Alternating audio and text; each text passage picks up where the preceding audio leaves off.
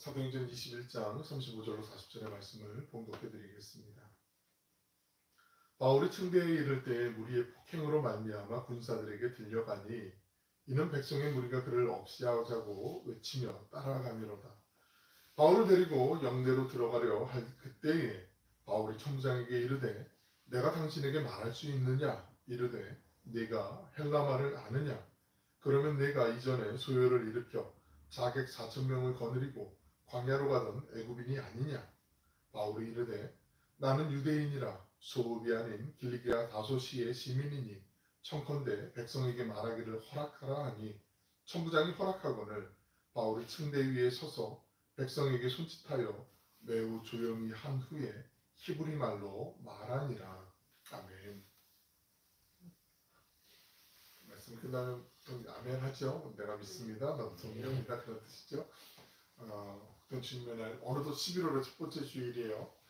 날씨가 많이 추워지긴 했는데 그래도 염려할 만큼 춥진 않아서 그래도 감사하기도 하고 아침에 잠깐 난방을 했는데 그래도 성전 안이 이렇게 포근한 것 같아서 감사하고 모든 게 또 감사한 줄로 믿습니다. 아직까지 또 마음에 정말 큰 일어나지 않아야 되는 참사로 인하여서 마음에 무거운 짐을 갖고 계신 분들도 많이 있는데 모쪼록 또 하나님의 위로가 긍휼히 또 모든 분들에게 함께 하시길 저도 같이 기도하는 마음으로 또 한 주간을 보냈습니다. 우리가 함께 사도행전을 이제 계속 바라보고 있는데 나누고 있는데 이제 사도 바울이 3차 선교 여행을 이제 모든 여정을 마치게 돼요. 그리고 예루살렘으로 가는 장면이 오늘 말씀이 들어가 있는 그 21장에 소개되어 있습니다. 사도 바울은 여러 지역, 여러 장소를 다양한 사람들을 만나면서 이렇게 거쳐서 오게 되지요. 그 여러 지역에서 만난 다양한 사람들이 사도 바울에게 권면한 내용이 있는데요. 그게 동일했어요.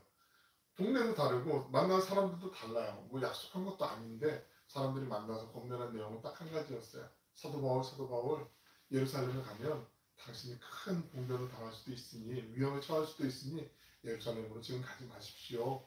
좀 다른 데로 갈 수 있으면 피난이라도 하십시오라고 이런 권면을 하는 거죠. 이게 그냥 자기들의 어떤 느낌으로 얘기하는 것이 아니라 기도하다가 성령께서 동일하게 그 마음의 감동을 주신 거예요.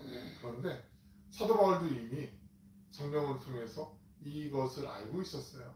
예루살렘에 가면 결박이 있고 거기에 고난이 있고 어려움이 있다는 것을 이미 알고 있었어요. 하지만 사도 바울은 그 걸음을 머뭇거리거나 주저하지 않았습니다. 곧바로 나아가고 있어요. 그리고 사도 바울이 예루살렘에 도착하게 되죠. 읽지 않았지만 21장 17절을 보시면 이렇게 전하고 있습니다. 21장 17절을 보시면 예루살렘에 이르니 형제들이 우리를 기꺼이 영접하고는 이제 3차 선교여행은 모든 것을 마치고 이제 예루살렘에 도착하게 된 거죠. 그리고 그 이튿날 사도 바울은 야고보를 비롯한 예루살렘 교회 지도자들을 만나게 돼요. 이 만남 가운데 그동안 있었던 모든 일들을 이제 보고하게 되는 거죠. 특별히 하나님께서 유대인들뿐만 아니라 이방인들에게도 차별 없이 동일한 그 성령의 은혜를 부어주시고 똑같은 구원의 은총을 허락하셨다라는 놀라운 사실을 예루살렘 교회 지도자들, 야고보는 이때 당시 예루살렘 교회 담임 목사님 같은 역할을 했다라고 우리가 처음에 이제 나누었는데 그 지도자들과 함께 나누면서 하나님을 감사와 영광을 올려드리게 되는 거죠. 그런 후에 그 다음날 예루살렘 교회 지도자들이 사도 바울에게 권면해 준 대로 바울은 하나님께 서원한 4명의 사람이 있었거든요. 그 사람들을 데리고 예루살렘 정전으로 이제 가게 됩니다. 그 서원에 관한 정결 예식을 이제 갖게 돼요. 7일 동안 이제 그 기간을 갖게 되는데 일의 기간이 거의 다 다다를 무렵에 아시아에서 온 어떤 유대인들, 바울처럼 디아스포라 이민자들이거나 그쪽에서 출생했거나 아니면 그쪽에 가서 살고 있었던 사람들이 이제 왔던 거죠. 예루살렘 성전에 유대인들이 바울이 있는 모습을 보고 깜짝 놀라게 되죠. 그리고 이들이 선한 생각을 갖기보다는 악한 마음을 갖게 된 거죠. 악한 마음으로 사도 바울에게 거짓 누명을 이제 씌우게 되는 거죠. 그 누명은 예루살렘 성전에 가시면 여인애들이 있고 이방인애들이 있고 이제 남성들이 가야 되는 곳이 구분이 되어져 있어요. 지금도 우리 언젠가 될지 모르지만 한번 같이 가시게 되면 거기서 또 이제 우리 통곡의 벽도 한번 가보시게 될 텐데 통곡의 벽이라는 거 유명한 벽 있잖아요. 그 벽을 기준으로 해서 그 벽 넘어서는 이슬람 무슬림들이 3대 성지로 꼽히고 있는 그 예루살렘 모스크가 황금 사원이 거기 있고 이쪽 벽 안쪽으로는 이제 밑에 다윗의 성전이 이제 그 흔적이 유골이 있는데 유적이 있는데 그 통곡의 벽을 가더라도 그 통곡의 벽에 이렇게 사람들이 울면서 이제 기도했기 때문에 통곡의 벽이라는 이름이 붙어 있잖아요.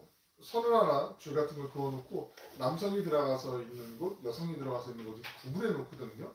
예루살렘 정전도 이방인들이 정전에 갈 수 있지만 갈 수 없는 구역이 정해져 있었어요.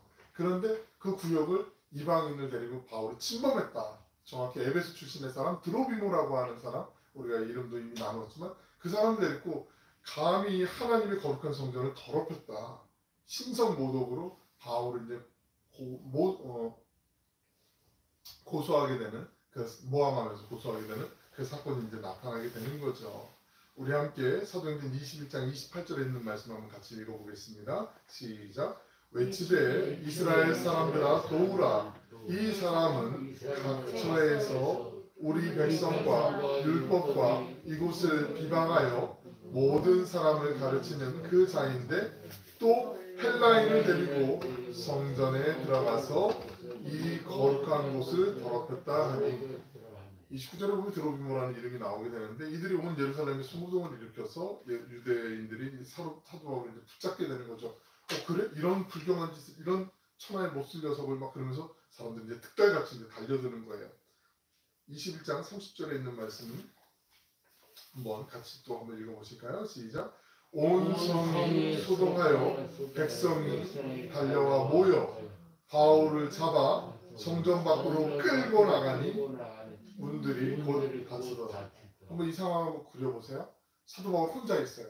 그리고 그 예루살렘에 있는 유대인들이 뭐 정말 구름대처럼 막 몰려 있는데 이 사도 바울 한 명대 군중들이란 말이죠. 이 군중이 온화하거나 자상한 군중이 아니에요. 아주 성이 나 있는 어디 이런 녀석이 막 이러면서 혼쭐을 내줘야지 이런 마음 정도에 정말 살기가 든든해서 바울 앞에 서 있는데 그래서 바울을 이제 잡아서 보니까 데리고 나온 게 아니라 끌고 나왔다라고 얘기를 하는 거야. 끌고 나왔어요. 그리고 그 다음 절을 보시면 사도 바울을 치게 되죠. 때리게 되죠. 제가 21장 31절 32절을 읽어드릴게요. 눈으로 한번 따라가 보세요. 그들이 그를 죽이려 할 때에 온 예루살렘이 요란하다는 소문이 군대의 천부장에게 들리매 그가 급히 군인들과 백부장들을 거느리고 달려 내려가니 그들이 천부장과 군인들을 보고 바울 치기를 그치는지라. 한두 사람이 아니라 수많은 사람이 성전에 있는 사도 바울을 붙잡았어요. 끌고 나왔는데 끌고 나오자마자 너가 왜 그런 짓을 했냐고 물어보지도 않아요. 그냥 말도 없이 때리기 시작하는 거죠. 이 때리는 게 그냥 위협하기 위해서 때리는 게 아니에요. 정말 죽이기 위해서 때리는 거예요. 공포감이나 위협감을 주기 위한 것이 아니었어요. 그렇다면 이 상황이 우리가 머릿속에 좀 그려볼 수가 있잖아요. 무차별적인 폭행이 가해지고 있는 거죠. 온 성이 막 소동이 막 일어나는 것처럼 요란하게 막 난리가 느껴졌던 거죠. 이 일이 로마 군대에 이제 보고가 되게 되잖아요. 로마의 백부장을 넘어서 천부장에게까지 이제 이 소식이 전달되게 되죠. 그래서 백부장이 아니라 천부장이 백부장들과 군인들을 데리고 이제 출동을 하게 되죠. 이 당시 이스라엘은 잘 아시는 것처럼 로마의 식민지였잖아요. 웬만한 시끄러운 일들이 일어나면 백부장 선에서 다 해결이 됐어요. 백부장은 말 그대로 수하의 100명의 군사를 거느린 사람, 그들의 우두머리잖아요. 정확하게는 한 70명 정도가 이제 그 수하에 있는 사람이었는데 여하튼 이 백부장이 다 해결할 수 있는 소요였는데 백부장이 아니라 천부장까지 이제 출동을 하게 된 거죠. 천부장은 로마 군대의 사령관 같은 사람이었거든요. 천부장이 판단했을 때 지금 이 일어난 사건이 그냥 간단한 소요 정도가 아니라 마치 막 체제가 뒤엎일 만한 폭동 같은 민란 같은 그런 것처럼 느껴졌던 거죠. 그래서 반역이 일어난 거 아닌가 그런 염려가 있었던 거죠. 사도행전 21장 38절을 보시면 그러면 네가 이전에 소요를 일으켜 자객 4,000명을 거느리고 광야로 가던 애굽인이 아니냐라고 이렇게 천부장이 바울에게 묻게 돼요. 이 소동이 일어나기 약 4년 전에 어떤 일이 있었냐면 이 예루살렘에 애굽인 출신의 거짓 선지자가 나타나서 유대인들이 막 선동을 했어요. 진짜 이 사람이 선지자인가 보다. 이 사람 따라가야 되나 보다. 막 그러면서 사람들이 혹해가지고 이제 많은 사람들 4,000명이라고 나와 있잖아요. 사람들이 막 따라가요. 그러면서 로마의 벨릭스 사령관인 군대에 이제 이 사람들이 길이 막히고 대부분 다 이 폭거를 일으키는 폭도들이네. 그러면서 다 죽음을 당하게 된단 말이죠. 그런데 이 이집트에서 일어났던 이 거짓 선지자와 그의 측근들 몇 명은 그 상황에 자기들만 싹 도망을 가버렸어요. 자기들 목숨만 구하고 나머지 사람들은 다 죽게 된 거예요. 유대인들은. 그러니까 유대인들의 분노가 막 극에 달한 거죠. 이 천부장이 그걸 생각한 거예요. 그때 그 도망갔던 그 거짓 선지자가 다시 돌아온 건가? 그래서 이 유대인들이 예루살렘의 유대인들이 지금 막 민심이 흉흉해지고 막 이렇게 광기 어린 막 소동이 일어난 것인가? 그런 마음이 들었던 거죠.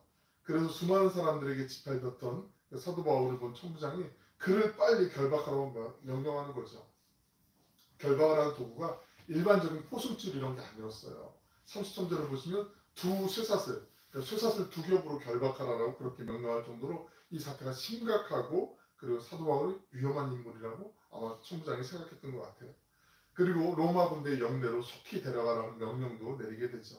로마 군대의 영내로 데려가는 것은 여러 가지 이유가 있습니다. 대표적으로 이 폭동 같은 상황에서 군중들과 사도 바울을 이제 떼어놓기 위한 것이 첫째라면 또 한 가지는 영내에 가서 이제 진상을 조사하기 위한 것이겠죠. 오늘날에도 우리가 군대 안에 함부로 출입할 수 없잖아요. 출입 허가를 받아야 되고 출입증이 있거나 이래야지 들어가는 것처럼.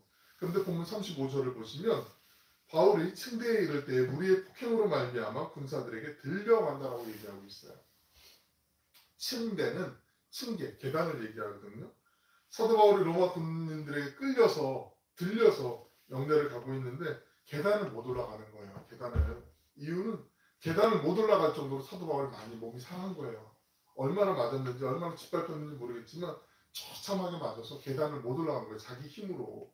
31절에서 살펴본 것처럼 인정사정 없이 사도 바울을 암흑했을 거예요. 사도 바울은 로마 군사들에 의해서 영내를 향하는 계단에 다다르게 되죠. 한 걸음 한 걸음 한 계단 다다르면서 군사들이 아마 양쪽에서 아마 이렇게 딱 들고 아마 그 두 철 사사슬로 묶인 채로 이제 탁 들려서 올라갔을 거예요.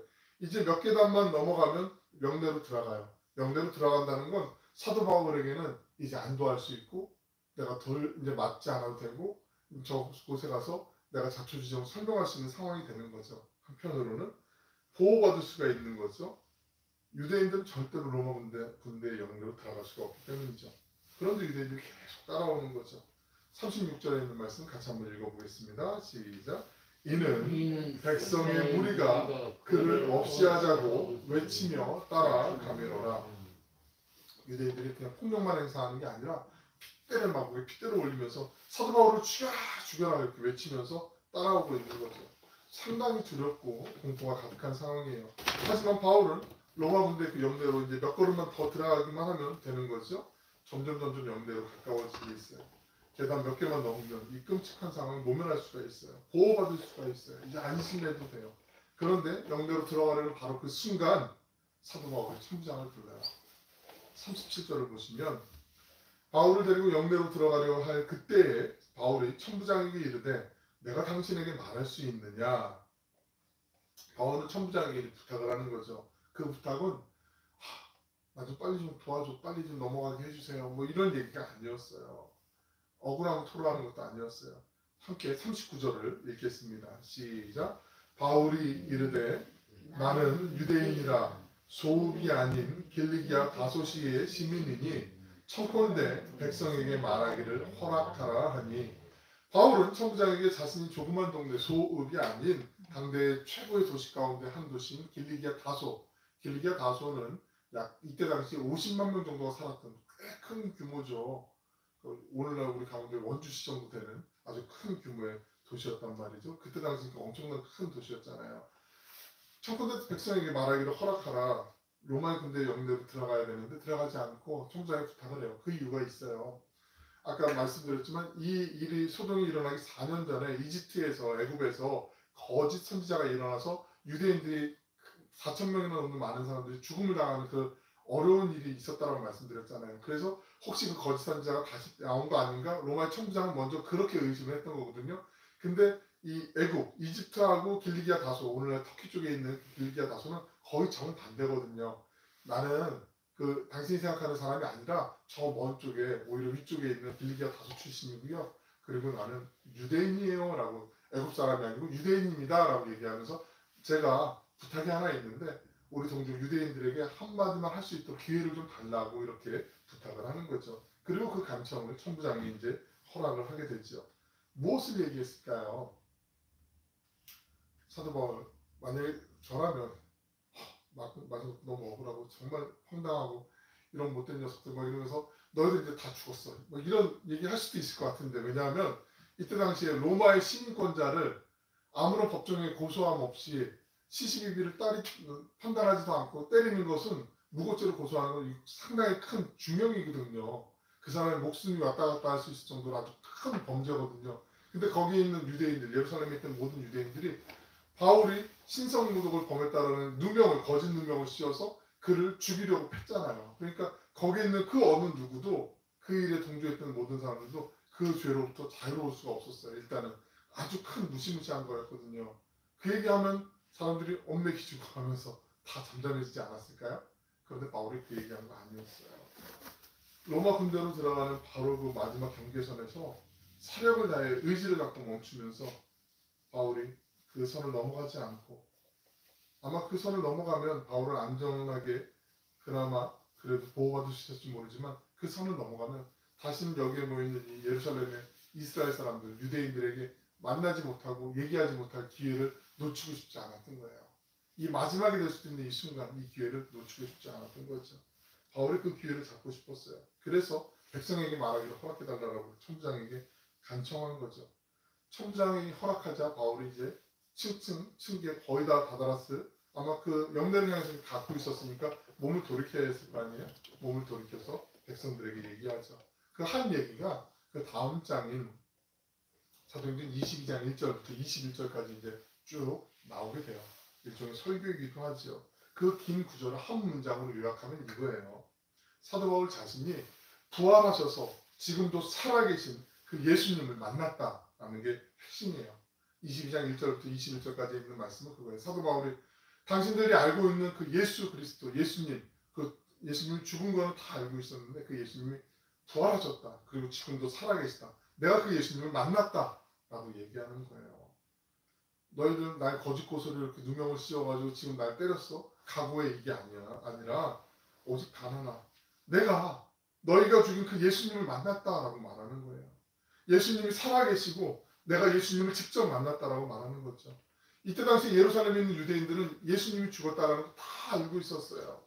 몇 년 전에 골고다 언덕에서 나사렛이라는 동네, 그 첫 동네에서 태어났던 그 예수라는 청년이 신성모독의 죄를 범해서 사람들로부터 다 모진 핍박과 십자가에 매달려서 죽게 되고 물과 피를 다 쏟아서 완전하게 죽었다. 그 사실을 그 유대에 있는 모든 사람들 다 알고 있었어요. 그리고 로마의 군사들은 확증해 주었어요. 예수가 죽었다. 기절한 게 아니라 잠시 혼이 떠난 게 아니라 죽었다. 완전하게 죽었다라고 그렇게 얘기했어요.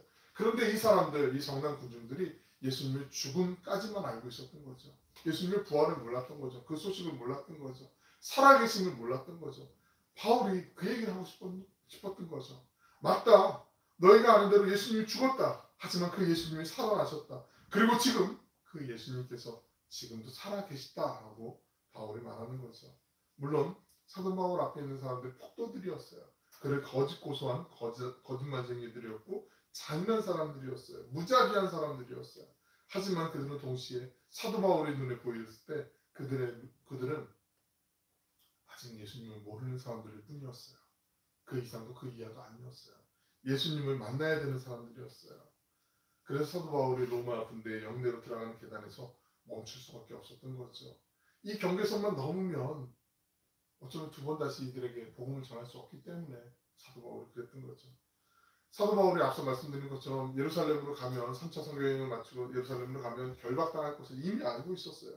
어려움과 고난당할 것을 이미 알고 있었어요. 많은 사람들의 관심은 그렇죠. 거기 가면 고난받는 곳이야? 아니면 좀 편한 곳이야? 괜찮게 대우해 주는 곳이야? 아니면 정말 힘들게 고생해야 되는 곳이야? 이런 게 사람들의 관심이거든요. 대부분의 많은 사람들이 그래요. 목시지도 그렇지 않아요? 거기 가면 사례비도 괜찮대? 교인들이 좀 있대? 거기 가면 어떻대? 이게 사람들의 대부분, 교인들은 또 대부분 그런 관심들이 많이 있어요.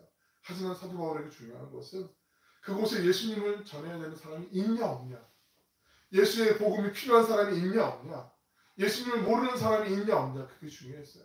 한 영혼이라도 예수님을 모르고 죽어가는 사람이 있다면 그곳에 가는 거예요. 그곳에 결박이 있고 고난이 있고 고통이 있고 아픔이 있고 힘겨움이 있다 할지라도 조금도 멈거리지 않고 가는 거죠. 그래서 이제 로마 군대의 영내로 속히 들어가야 될 것만 같은 이 상황에서도 예수 그리스도를 모르는 영혼을 향한 안타까움으로 사도 바울의 그 층계에 서 있는 거예요. 예루살렘의 유대인들이 폭행자이고 폭도들이었지만 예수 그리스도께서 십자가에 달려 돌아가신 것까지만 알고 있는 사람들이었어요. 그래서 멈추었던 거죠. 사랑하고 축복하는 여러분, 우리가 선교해야 되는 이유가 여러 가지가 있지만 단 하나를 꼽으라면 아직까지 예수님을 못 들어본 사람들이 이 세상에 있기 때문에 선교해야 되는 거예요. 예수님을 모르고 살아가는 영혼들이 있기 때문에 우리가 선교해야 되는 거예요. 예수님께서 죽음에서 살아나셨고 지금도 그 예수님께서 살아계시다라는 것을 일평생 한 번도 들어보지 못한 사람들이 있기 때문에 우리가 선교해야 되는 거예요. 가끔 이렇게 생각하는 경우들이 있어요. 그곳이 너무 가난해서 그 사람들이 못 먹어서 우리가 선교해야 되는 거 아닙니까? 그럴 수도 있지만 그게 본질이 아니에요. 질병과 기근이 있기 때문이 아니에요. 우리가 선교해야 되는 이유는 그 땅에 우리와 같이 지금처럼 이렇게 편안하게 예배드리고 하나님을 마음껏 높여드리는 그 예수님의 이름을 한 번도 들여보지 못하고 예배드리지 못하는 사람들이 있기 때문에 우리가 선교해야 되는 거예요. 예배가 없기 때문에 선교해야 되는 거죠. 누군가는 그래서 그 복음을 들고 선교하러 나가야 되는 거고요. 누군가는 그 선교사님들을 뒤에서 기도하며 후원하는 보내는 선교사가 되어야 되는 거죠. 그 마음이 합해질 때 하나님께서 합력하여 선을 주게 해주신 것, 이것이 바로 우리 교회의 사명인 줄로 믿습니다. 선교지에 나가서 각양의 은사를 따라 선교하는 것과 우리 신앙 공동체를 통해서 우리에게 주신 그 달란트를 따라서 주님 앞에 또 헌신하면서 후원하고 동역하는 것, 이것이 어떤 게 중요하고 어떤 게 더 소중하다 우열을 가릴 수가 없는 거예요. 다 소중한 거예요.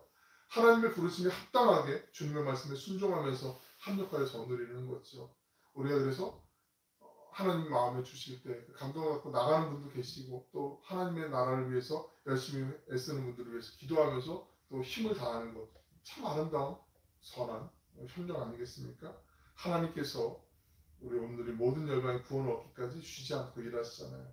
우리가 그분의 심장을 가슴에 품고 살아가는 주님의 종들 아니겠습니까?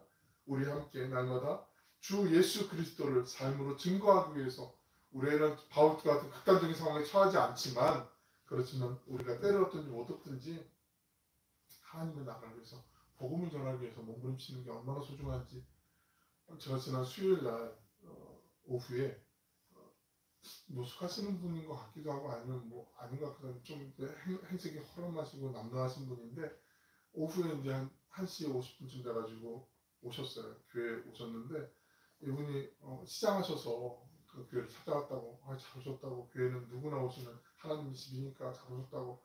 근데 제가 저도 이제 점심을 가끔 여기서 이제 자주 이제 거의 해결하지만 주로 이제 라면을 끓여 먹는데 근데 마침 드릴 게 이제 없는 거예요. 그래서 우리 지난주에 이제 이렇게 같이 나눴더니 구운 계란하고 음료수하고 이제 과자하고 좀 이렇게 챙겨가지고 이거라도 좀 괜찮으시면 좀 이거 드릴 게 이거밖에 없는데 해서 이제 좀 주섬주섬 이제 좀 봉투에 이제 많이 좀 담아드렸어요. 근데 이분이 너무 많이 고마워하시면서 그러시더라고요. 근데 그것뿐만 아니라 그것이 주가 아니라 배고픔을 해결해 주는 것도 물론 중요하지만 예수님 안에 우리의 소망이 있는 것을 또 전할 수 있고 나눌 수 있는 기회를 주신 것도 얼마나 감사한지 모르겠어요.